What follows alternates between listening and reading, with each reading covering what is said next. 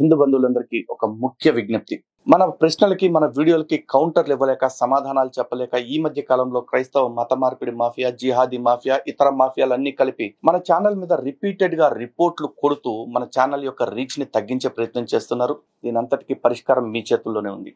మన వీడియోస్ ని వీలైనంత మంది వీడియో చూసిన వెంటనే మొదట లైక్ కొట్టండి, ఆ తర్వాత ఏదో ఒక కమెంట్ చేయండి, ఆ తర్వాత వీలైనంత మందికి ఆ వీడియోని షేర్ చేయండి. అలాగే మన ఛానల్ని ఎక్కువ మంది సబ్స్క్రైబ్ చేసుకునేలాగా చూడండి. తద్వారా హిందూ జనశక్తి ఛానల్ని ఈ ప్రమాదాల బారి నుంచి మీరే కాపాడండి.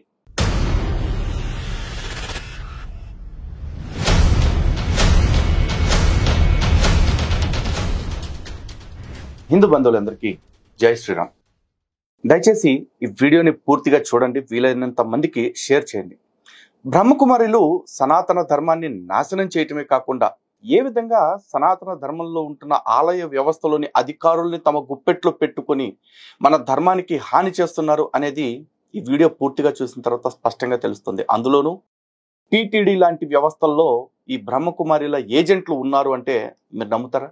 ఈ వీడియో చూస్తే ఖచ్చితంగా నమ్ముతారు. అలాగే ఈ వీడియో చూసిన తర్వాత, ఈ వీడియో వైరల్ అయిన తర్వాత టీటీడీ అధికారులు హిందుత్వం విషయంలో ఏదన్నా మాట వస్తే స్పందించరు. చివరికి గోవిందనామాల్ని వక్రీకరిస్తూ సినిమాలు తీస్తే కూడా పెద్ద పట్టించుకోరు. కానీ బ్రహ్మకుమారిల విషయంలో మాత్రం ఎలాంటి మాటలు మాట్లాడతారు, ఇలాంటి మాటల్ని, ఇలాంటి నిజాల్ని బయట పెట్టినందుకు నాలాంటి వాళ్ళ మీద ఎలాంటి కేసులు పెడతారో రాబోయే రోజుల్లో మీరే చూస్తారు. ఇక విషయానికి వస్తే, తిరుమల తిరుపతి దేవస్థానానికి అనేక చోట్ల కళ్యాణ మండపాలు ఉన్నాయి. ఆ కళ్యాణ మండపాల్లో ఎన్నో హిందూ ధార్మిక కార్యక్రమాలు జరపాలని, లేదా హిందువులకి ఉపయోగపడేలాగా వాళ్ళకి వివాహాలు లేకపోతే వేడుకలు జరుపుకోవటానికి, అద్దెలకి ఇవ్వటానికి వాటిని వినియోగిస్తుంటారు. కానీ విచిత్రంగా ఈ మధ్య బ్రహ్మకుమారి సంస్థ వాళ్ళు ఒక కార్యక్రమం జరుపుకోవటానికి ఈ కళ్యాణ మండపాన్ని ఉచితంగా ఇచ్చారు. అది 4 రోజుల పాటు, ఈ నెల 13వ తేదీ నుంచి 17వ తేదీ వరకు జరుపుకోవటానికి. అయితే ఈ సమాచారం హిందూ జనశక్తి దృష్టికి రావడంతో అక్కడ స్థానికంగా ఉంటున్న వాళ్ళకి తెలియచేయటం జరిగింది. అక్కడ ఉంటున్న హిందూ నాయకులు కొంతమంది దీని మీద స్పందించి ఫిర్యాదులు చేసి దాన్ని ఎలాగోలా అడ్డుకున్నారు. ఇప్పుడు ఆ కథ ఏంటి, దీని వెనకాల మొత్తం చక్రం తిప్పుతున్న ఆ అధికారి ఎవరు అనేది మీకు చూపిస్తాను. దయచేసి ఒక్కసారి ఈ కరపత్రాన్ని చూడండి. చూస్తున్నారు కదా, 12 జ్యోతిర్లింగములు మరియు సహస్రలింగ దివ్య దర్శనం, స్థలము టీటీడీ కళ్యాణ మండపం, నాగలాపురం. నిర్వాహకులు ఎవరు ఇక్కడ? ప్రజాపిత బ్రహ్మకుమారి ఈశ్వరీయ విశ్వవిద్యాలయం. ప్రతిరోజు ఉదయం 8 గంటల నుండి రాత్రి 8 గంటల వరకు. చూశారు కదా, వాళ్ళు పర్మిషన్ తీసుకుంది ఎక్కడ? నాగలాపురంలోని శ్రీ వేదనారాయణ స్వామివారి దేవస్థానానికి ఎదురుగా ఉన్న టీటీడీ కళ్యాణ మండపంలో 12 జ్యోతిర్లింగముల యొక్క ప్రదర్శనాన్ని పెట్టారు. అసలు జ్యోతిర్లింగం యొక్క ప్రాశస్త్యం ఏంటో, లేకపోతే జ్యోతిర్లింగం యొక్క ఔన్నత్యం ఏంటో వీళ్ళకి తెలుసా? అసలు ఫస్ట్ ఆఫ్ ఆల్ వీళ్ళు ఎప్పుడైనా శివలింగానికి అభిషేకాలు జరపటం మీరు చూసారా?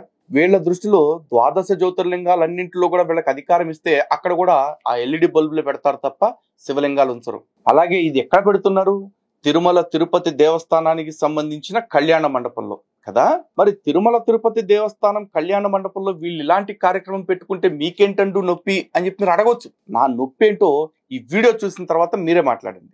భగవంతుడు శివ బాబా కేవలం మనకు మాత్రమే తండ్రా, ప్రపంచానికి తండ్రా? అంతే కదా. కానీ వాళ్ళకి తెలీదు, అనాథులు, మనం సనాతులు. దీనికన్నా ఈజీ, గొప్ప ట్రీట్మెంట్, బరువు మోసేది దీనికన్నా ఈజీ ఎవరు చెప్పలేరు. ఆ పూజ చెయ్యి, ఈ పూజ చెయ్యి, ఆ కొండెక్కు, ఈ కొండెక్కు, ఆ మంత్రం చెప్పు, ఈ మంత్రం చెప్పు, ఆ యంత్రం కట్టుకో, ఈ యంత్రం కట్టుకో, ఆ కోనేట్లో దూకు, ఈ కోనేట్లో దూకు చెప్పాడు బాబు. మనకి ఈజీగా చెప్పేశాడు. మనకు అదే ఇష్టం, మనకు అదే ఇష్టం, అలవాటైపోయింది కదా. అభ్యాస బలం. కొండెక్కాలా, ముక్కు తీర్చుకోవాలా, గుండు కొట్టుకోవాలా, కోనేట్లో స్నానం చేయాలా, అందరికి కాళ్ళకి దండాలు పెట్టాలి. అది ఇష్టం మనకి. ఇది ఇష్టం లేదు మనకి. ఈ రండా కొడుకు చెప్తా ఉన్నాడు, ఈడు మొఖాన ఒక బొట్టు లేదు, బోనం లేదు, ఈడు బతుకీడు ధర్మం గురించి మాట్లాడుతా ఉన్నాడు. ఈ పకీరోడు మాట్లాడుతూ ఉంటే ఈ పకీరోడు వెనకాల నుంచి ఒకడు జేబులు ఖాళీ చేసుకోవటానికి, ఇదంతా డబ్బుల కోసం అంటూ సౌండ్లు చేస్తా ఉన్నాడు. మరి వీడి బోధనలకు అలవాటు పడి వాడు తిరుమల తిరుపతి దేవస్థానంలో మనం చేసే ఆచారాలు ఏవైతే ఉన్నాయో, మొక్కులు తీర్చుకోవటం, గుండు కొట్టించుకోవటం, కోనేట్లో మునగటం, కొండలెక్కటం, వీటన్నిటిని కలిపి అవమానిస్తా ఉన్నాడు ఈ పోరంబోగ్గాడు. ఈ పోరంబోకు బ్రహ్మకుమారి అని చెప్పుకుంటున్న ఈ పోరంబోగ్గాడు. ఎందుకంటే ఇది సింపుల్ కదా. ఇంతేనా ఇంతేనా ఇంతే. ఇంత తెలుసుకోవడానికి నువ్వు అంత చేసావు. మరి ఇలాంటి పోరంబోకు మాటలు మన కొండ గురించి, మన దేవస్థానం గురించి, మన దేవుడి గురించి మాట్లాడుతున్న ఈ నికృష్టులకి, ఈ పనికిమాలిన వాళ్ళకి మన కళ్యాణ మండపంలో ఏ విధంగా స్థానం ఇస్తారు? అందుకే దీని మీద ఫైట్ చేయటం జరిగింది. దీనికి తిరుపతిలోనే ఉంటున్న మా సోదరుడు కిరణ్ కుమార్ గారు నాయకత్వం వహించారు. ఆయనే దీని మీద కంప్లైంట్ ఇచ్చి దీన్ని మొత్తం ఆపించడం కూడా జరిగింది. ఈ రోజున దీన్ని క్యాన్సిల్ చేయించామని సగర్వంగా తెలియజేస్తున్నాము. అందుకు కిరణ్ గారికి కూడా ప్రత్యేక అభినందనలు. కావాలంటే ఒక్కసారి ఈ ఆర్డర్ కాపీ కూడా చూడండి. చూస్తున్నారు కదా proceedings. Office of the executive officer TTD దేవస్థానం Tirupati. Order. The orders issued in the second read cited for allotment of TTD Kalyana Mandapam Nagalapuram to Brahmakumaris Prajapita Brahmakumari Ishwariya Viswavidyalaya Nagalapuram from 11/6/2025 to 17/6/2025 is hereby revoked or cancelled on administrative grounds. So ఇది మనం సాధించిన achievement అని చెప్పాలి. అంటే బ్రహ్మకుమారులు ఏ విధంగా క్షేత్రస్థాయిలో మన ఆలయాల వ్యవస్థను పాడు చేస్తున్నారు అనే దాని మీద ప్రతి ఒక్క హిందువుకి అవగాహన కల్పించడంలో గత 7-8 ఏళ్లుగా హిందూ జనశక్తి నిరంతరాయంగా చేస్తున్న పోరాటం ఎంతో సత్ఫలితాలను ఇచ్చింది. అయితే దీనికి బ్యాక్ ఎండ్ లో ఎవరిని కలవాలో, ఎవరితో మాట్లాడాలో, ఏం చేయించాలో అది నేను కూడా చేయించాను. అది నాకు తెలుసు. కాకపోతే ఆ యొక్క నాయకుల పేర్లు ఈ విషయంలో నేను ముందుకు చెప్పలేని పరిస్థితి. ఆ సహకరించిన ఆ నాయకుడికి కూడా మనస్ఫూర్తిగా ధన్యవాదాలు తెలియజేస్తున్నాను. ఎందుకంటే వారికి సంస్థ మీద ఎంత అభిమానం ఉన్నా సరే మనం విషయం అర్థమయ్యేలాగా చెప్పినప్పుడు వారు వెంటనే అధికారులకు కూడా దీని మీద వద్దు, ఎటువంటి ఫ్రిక్షన్ రాకుండా చూసుకోండి అని చెప్పేసి ఒక సూచన జారీ చేయడం జరిగింది. సో వారికి ప్రత్యేక ధన్యవాదాలు తెలియజేసుకుంటున్నాను. ఇక ఇప్పుడు ఈ కథ నడిపించింది ఎవరు అంటే దీని అంతటికి పర్మిషన్స్ రావడానికి వెనకాల చక్రం తిప్పిన వ్యక్తి టీటీడీ జాయింట్ ఎగ్జిక్యూటివ్ ఆఫీసర్ గా ఉన్న, అంటే తిరుమల తిరుపతి దేవస్థానం కొండ దిగువన ఉన్న ఆలయాలు ఏవైతే ఉన్నాయో వాటన్నిటి యొక్క ఇన్ఛార్జ్ గా ఉండేది జాయింట్ ఎగ్జిక్యూటివ్ ఆఫీసర్. ఆయన పేరు శ్రీ వీరబ్రహ్మం గారు. ఈ వీరబ్రహ్మం గారు ఈ బ్రహ్మకుమారి సంస్థకి ఈ కళ్యాణ మండపాన్ని కేటాయించారన్నట్టుగా తెలుస్తుంది. అలాగే ఈ బ్రహ్మకుమారిలు టీటీడీ సైట్ లోనే అక్కడ ఒక క్షేత్రం కట్టినట్టుగా తెలుస్తుంది. దాని వెనకాల కూడా ఈయన పాత్ర ఎంత ఉందో అతి త్వరలోనే నిగ్గు తేలుస్తాము. తక్షణం ఆ సైట్స్ ని వెనక్కి తీసుకునే బ్రహ్మకుమారిలను అక్కడి నుంచి ఖాళీ అన్నా చేపించాలి, లేదంటే హిందూ సంఘాల ఆధ్వర్యంలో ఒక భారీ పోరాటమే ఉండబోతా ఉంది. దీనిలో నో డౌట్. మీరు నా మీద కేసులు పెట్టుకుంటారా, జైల్లో పెట్టుకుంటారా, ఇదంతా సెకండరీ. మీరు చేసేది మీరు చేయండి. నేనైతే తగ్గేది లేదు. ఎందుకంటే మాకు ప్రపంచంలోకెల్లా అత్యంత ప్రాముఖ్యమైన హిందూ ఆధ్యాత్మిక క్షేత్రం, హిందువుల ఆధ్యాత్మిక రాజధాని తిరుమల తిరుపతి దేవస్థానాన్ని కాపాడుకునే విషయంలో ఎటువంటి కాంప్రమైజ్ ఉండదు ఉండదు ఉండదు. ఇదైతే క్లియర్ గా చెప్తున్నా. అయితే ఇక్కడ ఈ బ్రహ్మకుమారి సంస్థ వెనకాల మరి టీటీడీ జేఈఓ వీరబ్రహ్మం గారి విషయంలో ఎందుకు నేను ఆరోపణలు చేస్తున్నాను అంటే ఈయనేమి ఆషామాషి వ్యక్తి కాదు. ఈయన సాక్షాత్తు టీటీడీ జేఈఓగా అంటే జాయింట్ ఎగ్జిక్యూటివ్ ఆఫీసర్ గా నియమితులైన వెంటనే ఈయన చేసిన పని ఏంటో తెలుసా? కృతజ్ఞత చూపించారు. ఎవరికి? స్వామివారికి అనుకుంటారేమో, కాదండి. ఈ ప్రజాపిత బ్రహ్మకుమారి ఈశ్వరీయ విశ్వవిద్యాలయం వ్యవస్థాపకుడు బ్రహ్మబాబాగా చలామణి అవుతున్న దాదా లేఖరాజ్ కు, అది ఎక్కడికో తెలుసా? సాక్షాత్తు వాళ్ళ ఆశ్రమం మధువన్ కి వెళ్ళి అక్కడ ప్రకటించారు. ఇది మాటలు నేను చెప్పాను అనుకోండి, ఇదంతా కూడా కట్టుకథల్లాగా కల్పితల్లాగా ఉండొచ్చు. కానీ ఇది సాక్షాత్తు ఆయన మాటల్లోనే వినిపిస్తే ఒకసారి చూడండి. भाई जी का नाम है वीर ब्रह्मम।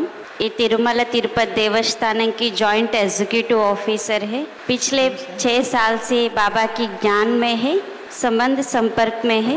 చూశారు కదా, తిరుమల తిరుపతి దేవస్థానం జేఈఓగా అపాయింట్ అయిన వీరబ్రహ్మం గత 6 సంవత్సరాల నుంచి కూడా బాబా గారి జ్ఞానంలోనే ఉన్నారు, బ్రహ్మకుమారిగా ఉన్నారు అని చెప్పేసి ఆ బ్రహ్మకుమారి సంస్థ వాళ్లే అనౌన్స్ చేశారు. అలాగే ఆ టైటిల్లో కూడా చూసుకోండి, బీకే బ్రో వీరబ్రహ్మం అని రాశారు. అంటే బ్రహ్మకుమారి సహోదరుడు వీరబ్రహ్మం. వాళ్ళు చెప్తుందే, మనం చెప్తుంది కాదు. माता जी रोज शाम को मुरली सुनने बाबा की घर पे आते हैं और भाई जी जब भी ऑफिस में जाते तो बाबा की घर पे आके ऑफिस में जाते। చూసారు కదా, భాయిజీ జబ్బీ ఆఫీస్ కో జాతే, ఎప్పుడు ఆఫీస్కి వెళ్ళినా బాబా గారి దగ్గరికి వెళ్ళి బాబా గారి యొక్క మురళీలు విని అక్కడి నుంచి వెళ్తారట. इनकी ये विशेषता है। इसका पोस्टिंग हुआ तिरुमला तिरुपति देवस्थानम में, तो पहले बाबा की घर पे आके फिर ज्वाइन होना है। इसी बात से लेकर के वो अभी मधुबन में आए हैं। జనరల్ గా టీటీడీలో ఈఓ, ఏఈఓ, జేఈఓ ఇలాంటి పోస్టులకు అపాయింట్ అయ్యే వాళ్ళందరూ కూడా మొట్టమొదట కొండకి వెళ్ళి స్వామివారికి తలనీలాలు సమర్పించి ఆ తర్వాత తిరునామం పెట్టుకుని స్వామివారిని దర్శనం చేసుకుని అప్పుడు విధుల్లోకి చేరతారు. కానీ ఈ వీరబ్రహ్మం గారు ఏం చేశాడు? ఫస్ట్ మధువన్కి వెళ్ళి, అంటే వీళ్ళ ఆశ్రమానికి వెళ్ళి బాబాజీ గారి ఆశీస్సులు తీసుకున్నాడు. మరి ఈయనకి వ్యక్తిగతంగా ఏ మతం పట్ల విశ్వాసం ఉన్నా, లేకపోతే వ్యక్తిగతంగా ఏ వ్యక్తి పట్ల విశ్వాసం ఉన్నా నాకు అభ్యంతరంలా. కానీ అంత పెద్ద వ్యవస్థ, తిరుమల తిరుపతి దేవస్థానం అంత పెద్ద వ్యవస్థలో ఎన్నో జన్మల పుణ్యం చేసుకుంటే తప్ప, సాక్షాత్తు కలియుగ దైవం ఆశీస్సులు ఉంటే తప్ప ఇటువంటి పదవులు అలంకరించే అవకాశం రాదు. అని అంతటి గొప్ప పదవి ఈయనకి లభిస్తే, ఈయన ఆ అఖిలాండ కోటి బ్రహ్మాండ నాయకుడికి కాకుండా ఎక్కడి నుంచో పాకిస్తాన్లో పుట్టుకొచ్చిన సంస్థ అధినేతకి కృతజ్ఞతలు చెప్పుకోవటం కోసం ఈయన వెళ్ళాడు. ఈయన అక్కడికి వెళ్ళి చెప్పిన మాటలు కూడా మీరు వినండి ఒకసారి. तिरुपति तिरुमला बालाजी मंदिर का जो पहला ईओ था, क्या नाम था उनका, तो वो जो पहला ईओ था तब भी मैं गई थी तिरुपति। हाँ, पीवीआर के प्रसाद। हाँ, तो उस समय उसकी भी वाइफ आती थी और वो भी संपर्क में थे। तो कैसे, तो मैं उनके घर जाती थी, 3 दिन में वहाँ रही, उनके घर में जाकर उनको कोर्स कराया था। और उसके बाद तो उन्होंने ज़मीन दी, बिल्कुल तिरुपति में एकदम मेन स्थान पर बाबा को ज़मीन दी। చూశారు కదా, అంతకు ముందు గతంలో టీటీడీ ఈవోగా పనిచేసిన పీవీఆర్కే ప్రసాద్ గారు వాళ్ళ భార్య బ్రహ్మకుమారి అట, అంటే బ్రహ్మకుమారి ఫాలో అయ్యేవాళ్ళట. ఆవిడ ప్రోద్బలంతో అప్పుడు ఈవోగా ఉన్న పీవీఆర్కే ప్రసాద్ గారు ఈ బ్రహ్మకుమారి సంస్థకి కొంత భూమిని కేటాయించారంట. తిరుపతి మెయిన్ సెంటర్ మే, ఆ మెయిన్ సెంటర్ మే అప్పుడెప్పుడు మ్యూజియం గా కూడా చేసుకున్నారట. అంటే తిరుమల తిరుపతి దేవస్థానంలో వచ్చే అధికారుల్ని కూడా వీళ్ళు చేతుల్లో పెట్టుకుని, గుప్పెట్లో పెట్టుకుని వీళ్ళకి కావాల్సినవన్నీ సాధించుకుంటున్నారు. అసలు తిరుమల తిరుపతి దేవస్థానం భూముల్ని అన్య మతస్థులకి కావచ్చు, లేకపోతే హిందుత్వం పట్ల, స్వామి పట్ల విశ్వాసం లేని ఈ సంస్థలకి కేటాయించడానికి ఒక్కొక్క అధికారికి ఎన్ని గుండెలు. అసలు పీవీఆర్కే గారు అంటే నాకు చాలా గౌరవం ఉంది ఆయన చేసిన పనుల కారణంగా. కానీ ఇలాంటి పనుల్ని నేను సమర్థించను. ఎందుకంటే పీవీఆర్కే గారు గొప్ప సేవ చేసి ఉండొచ్చు, కానీ ఆ సేవ చేసిన దాని అంతటికంటే ఇది ద్రోహం అనే అంటా నేను. బ్రహ్మకుమారి లాంటి సంస్థల్ని ఎంటర్టైన్ చేయటం, తిరుమల తిరుపతి దేవస్థానం భూముల్ని కేటాయించడం ముమ్మాటికి ద్రోహమే. దీని మీద కావాలంటే ఏమైనా పెట్టుకోండి మీరు, కానీ ఈ స్టేట్మెంట్ కి నేను కన్ఫైన్ అయ్యి ఉన్నా. అలాగే ఇప్పుడు ఈవిడ ఇంకో ఆణిముచ్చ వదులుతో చూడండి. और वहाँ बहुत बड़ा म्यूजियम बनाया था। और फिर देखो अभी आप एग्जीक्यूटिव ईओ बने हैं वहाँ के तिरुपति तिरुमला बालाजी के, तो इसलिए इन्होंने कहा कि मैं मधुबन ज़रूर जाऊँगा और सबसे पहले बाबा को मैं थैंक्स दूंगा कि बाबा ने हमको इनका ईओ बनाया है, इसलिए बाबा को थैंक्स देने के लिए आया है। जोर से ताली बजाई। చూసారు కదా, ఇంత పెద్ద పోస్ట్ వచ్చినందుకు ఆ ఇంట్రడక్షన్ ఇచ్చిన ఆవిడ, ఈ దాది, ఇద్దరు స్వయంగా ఒకటే మాట చెప్తున్నారు. ఆ పోస్ట్ వచ్చినందుకు థ్యాంక్స్ చెప్పడానికే మధువన్ వచ్చాడు. అంటే ఇతనికి ఆ పోస్ట్ రావటానికి కారణమే ఆ బ్రహ్మ బాబా అని చెప్పేసి చెప్తా ఉన్నారు. అంతేకాదు, ఇదే మాట స్వయంగా వీరబ్రహ్మం గారు చెప్తాడు, వినండి. I am very luckiest soul and all of you are very luckiest soul in this world.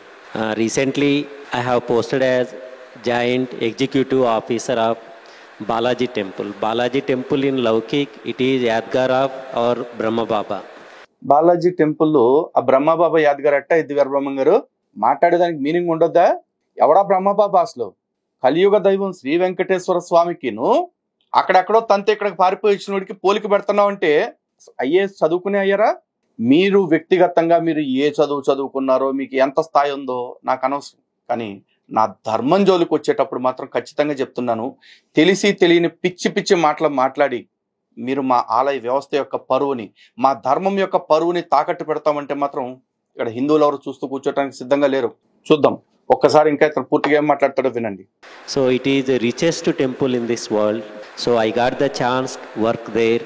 I really happy because of Baba only I got this post. విన్నారుగా, వెంకటేశ్వర స్వామి వల్ల ఈయనకి పోస్ట్ రాలా, బాబా వల్ల వచ్చింది. మరి వెంకటేశ్వర స్వామి మీద విశ్వాసం లేని ఇలాంటి వ్యక్తి కనీసం అక్కడికి వెళ్ళినప్పుడు ఆశ్రమంలో ఉన్నాడు కదా, మరి తిరుమల తిరుపతి దేవస్థానం లాంటి చోట వస్తే తిరునామాలు పెట్టుకోవటం ఇప్పుడు చూసారా మీరు ఇతన్ని?